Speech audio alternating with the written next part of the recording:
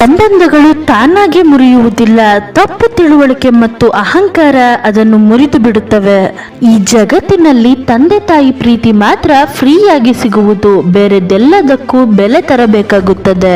ನಮ್ಮಲ್ಲಿರುವ ದುಃಖ ಮುಂದಿರುವ ಪ್ರತಿಯೊಬ್ಬರಿಗೂ ಅರ್ಥವಾಗಬೇಕಾಗಿಲ್ಲ, ಏಕೆಂದರೆ ನಾವು ಎಲ್ಲರನ್ನೂ ನಗುಮುಖದಿಂದ ಮಾತನಾಡಿಸುತ್ತೇವೆ. ಒಂದು ದಿನ ಬಂಗಾರ ಕಬ್ಬಿಣವನ್ನು ಕೇಳಿತಂತೆ, ನಾವಿಬ್ಬರು ಕಬ್ಬಿಣದಿಂದಲೇ ಬಡಿಸಿಕೊಳ್ಳುತ್ತೇವೆ, ಆದರೆ ಏಕೆ ಇಷ್ಟೊಂದು ಅಳುತ್ತೀಯ ಎಂದು. ಆಗ ಕಬ್ಬಿಣ ಹೇಳಿತಂತೆ, ನಮ್ಮವರೇ ನಮಗೆ ಬಡಿದಾಗ ತುಂಬಾ ನೋವಾಗುತ್ತದೆ, ಅದಕ್ಕೆ ಅಳುತ್ತೇನೆ ಎಂದು ಉತ್ತರಿಸಿತು. ಜೀವನದಲ್ಲಿ ಇದೊಂದು ನೀತಿಯನ್ನು ಇಟ್ಟುಕೊಳ್ಳಿ, ಯಾರು ನಿಮ್ಮನ್ನು ಬಿಟ್ಟು ಹೋಗುತ್ತಾರೋ ಅವರನ್ನು ಮರೆತು ಬಿಡಬೇಕೆಂದು. ಜೀವನವನ್ನು ಒಂಟಿಯಾಗಿ ಸಾಗಿಸಿ, ಆದರೆ ಯಾರೊಂದಿಗೂ ಬಲವಂತವಾಗಿ ಸಂಬಂಧವನ್ನು ನಿಭಾಯಿಸಬೇಡಿ. ಯಾರನ್ನಾದರೂ ಇಷ್ಟಪಟ್ಟರೆ ತುಂಬಾ ಇಷ್ಟಪಡಿ, ಆದರೆ ಅದನ್ನೇ ಅಭ್ಯಾಸ ಮಾಡಿಕೊಳ್ಳಬೇಡಿ, ಏಕೆಂದರೆ ಅಭ್ಯಾಸ ಬದಲಿಸಲು ಮನುಷ್ಯ ಚೂರು ಚೂರಾಗಿ ಬಿಡುತ್ತಾನೆ. ಎಲ್ಲರೂ ನಮ್ಮನ್ನು ಅರ್ಥ ಮಾಡಿಕೊಳ್ಳಬೇಕು ಅಂತ ಏನೂ ಇಲ್ಲ. ತಕ್ಕಡಿ ಭಾರವನ್ನು ಮಾತ್ರ ನೋಡುತ್ತದೆ, ಹೊರತು ಗುಣಮಟ್ಟವನ್ನು ಪರಿಶೀಲಿಸುವುದಿಲ್ಲ. ಸುಖ ಮತ್ತು ದುಃಖ ಅದೃಷ್ಟ ಇದ್ದ ಹಾಗೆ ಸಿಗುತ್ತೆ. ಬಡತನ ಮತ್ತು ಶ್ರೀಮಂತಿಕೆಗೂ ಅದಕ್ಕೂ ಯಾವುದೇ ಸಂಬಂಧ ಇಲ್ಲ. ಅಳುವವರು ಅರಮನೆಯಲ್ಲಿ ಇದ್ದರೂ ಅಳುತ್ತಾರೆ. ಅದೃಷ್ಟದಲ್ಲಿ ಸಂತೋಷ ಇದ್ದರೆ ಗುಡಿಸಿನಲ್ಲಿ ಕೂಡ ನಗು ಪ್ರತಿಧ್ವನಿಸುತ್ತದೆ. ಒಂದು ಮನೆಯಲ್ಲಿ ಎಲ್ಲರೂ ಒಟ್ಟಿಗೆ ಇದ್ದರೆ ಅದು ಕುಟುಂಬವೆನಿಸಿಕೊಳ್ಳುವುದಿಲ್ಲ, ಆದರೆ ಎಲ್ಲರೂ ಕೂಡಿ ಬಾಳುವುದು ಮತ್ತು ಒಬ್ಬರನ್ನೊಬ್ಬರು ಅರ್ಥ ಮಾಡಿಕೊಂಡು ಕಾಳಜಿ ತೋರಿಸುವುದನ್ನು ಕುಟುಂಬ ಎನ್ನುವರು. ಜಾಸ್ತಿ ನಿರೀಕ್ಷೆಯನ್ನು ಇಟ್ಟುಕೊಳ್ಳಬೇಡಿ, ಏಕೆಂದರೆ ಅತಿಯಾದ ಬಾಂಧವ್ಯ ತುಂಬಾ ನೋವನ್ನು ಕೊಡುತ್ತದೆ. ಯಾವ ಸ್ತ್ರೀ ಅವಳ ಸಮಯ ಮತ್ತು ಗೌರವವನ್ನು ಪುರುಷನಿಗೆ ಪ್ರಾಮಾಣಿಕವಾಗಿ ಕೊಡುತ್ತಾಳೋ ಅಂತಹ ಮಹಿಳೆಯನ್ನು ಪುರುಷ ಎಂದಿಗೂ ಬಿಟ್ಟು ಹೋಗುವುದಿಲ್ಲ. ಪ್ರೀತಿಯಲ್ಲಿ ಬೀಳಲು ಕೇವಲ 4 ನಿಮಿಷಗಳನ್ನು ತೆಗೆದುಕೊಳ್ಳುತ್ತದೆ ಎಂದು ಮನೋವಿಜ್ಞಾನ ಸಾಬೀತು ಮಾಡಿದೆ.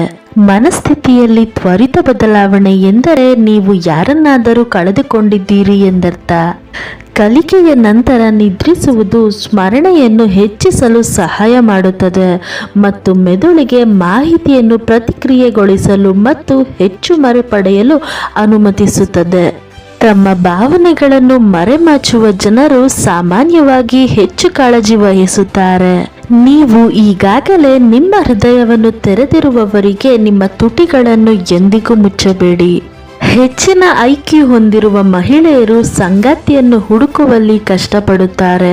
ರಾತ್ರಿಯಲ್ಲಿ ಆಲೋಚನೆಗಳ ಅರಿವನ್ನು ನಿಲ್ಲಿಸಲು ನಿಮಗೆ ಸಾಧ್ಯವಾಗದಿದ್ದರೆ ಎದ್ದು ಅವುಗಳನ್ನು ಬರೆಯಿರಿ, ಇದರಿಂದ ನಿಮ್ಮ ಮನಸ್ಸಿಗೆ ನಿದ್ರೆ ಬರುತ್ತದೆ.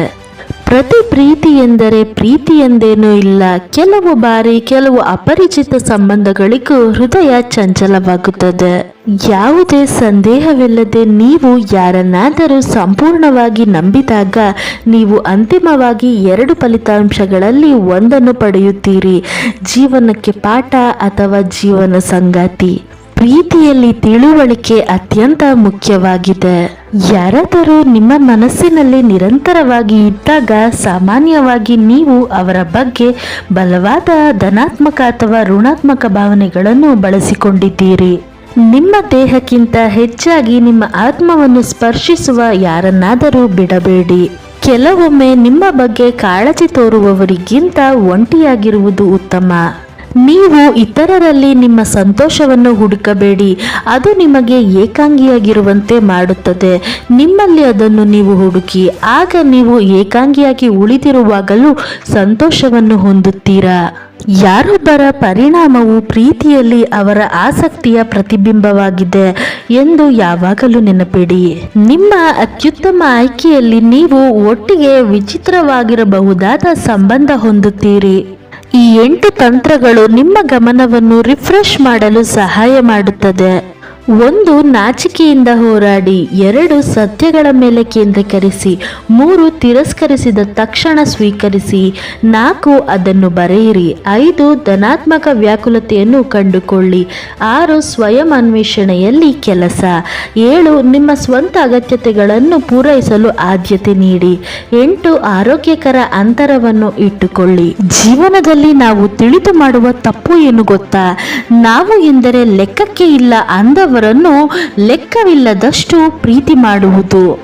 ಯಾವ ವ್ಯಕ್ತಿ ನಿಮ್ಮಿಂದ ಅದೆಷ್ಟೇ ಬೇಸರವಾದರೂ ಅದನ್ನು ಮನಸ್ಸಿನಲ್ಲಿ ಇಟ್ಟುಕೊಳ್ಳದೆ ಮತ್ತೆ ಮೊದಲಿನಂತೆ ನಗುತ್ತಾ ಪ್ರೀತಿಯಿಂದ ಮಾತನಾಡುತ್ತಾರೋ ಅವರೇ ನಿಮ್ಮನ್ನು ಹೆಚ್ಚು ಇಷ್ಟಪಡುವ ವ್ಯಕ್ತಿ.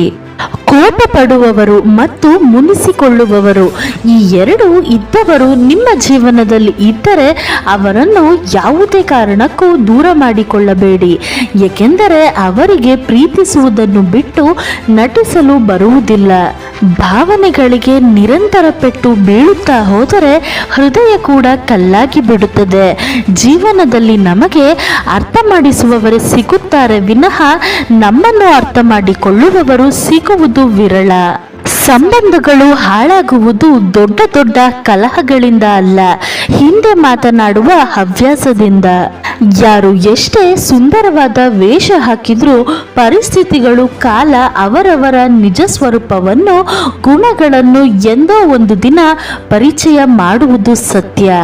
ಪ್ರೀತಿ ಎಂದರೆ ಒಂದು ಹೆಣ್ಣಿನ ಮೇಲೆ ಆಕರ್ಷಣೆಯಲ್ಲ, ಅವಳ ಸೌಂದರ್ಯ ನೋಡಿ ಉಕ್ಕಿ ಬರುವ ಭಾವನೆಗಳಲ್ಲ, ಅವಳ ಅಂತಸ್ತನ್ನು ನೋಡಿ ಅಳೆಯುವುದಲ್ಲ, ಅವಳ ಅಂಗಾಂಗಗಳನ್ನು ಪ್ರೀತಿಸುವುದಲ್ಲ.